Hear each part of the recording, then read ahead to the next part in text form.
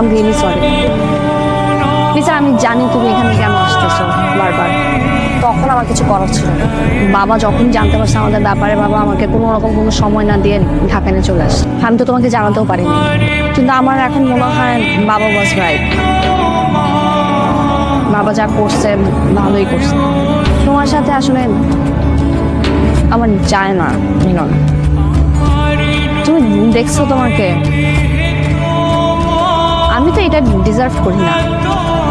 তুমি এখানে বারবার আসতেছো, আমি আরো ভয় পাচ্ছি যে আমার ফ্রেন্ডস আর কেউ যদি দেখে ফেলে তাহলে আমার মান সম্মান নিয়ে টানাটানি হয়ে যাবে।